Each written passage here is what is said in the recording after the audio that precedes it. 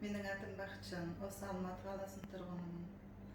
Осы жұмадан баламды ютубтан көріп, осы көп жыл болды ауырып жүргем. Қан қысымы төмен болып, жүрегім ауырып, бауырым ауырып, бүйрегім ауырып.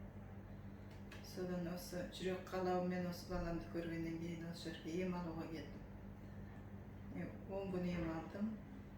Өте жақсы. Денсаулығым орнына келген сияқты. Өзімді жақсы сезінемін.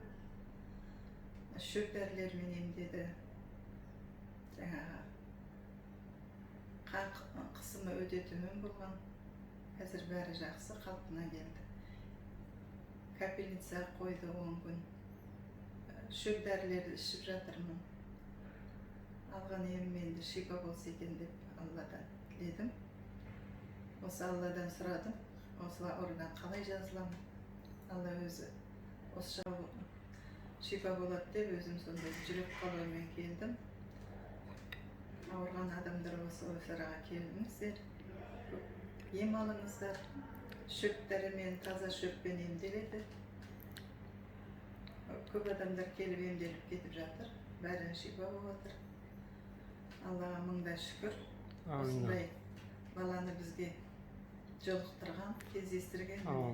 Бәрі Алланың арқасында ғой. Амин, амин. Алла шипа берсін деді. Алла енді шипа берсін ауруымызға. Ауырған адамдар осы ниет қылып келіңіздер, аурудан жазыласыңдар. Амин, амин. Алла шипа берсін деді. Сау болыңыз.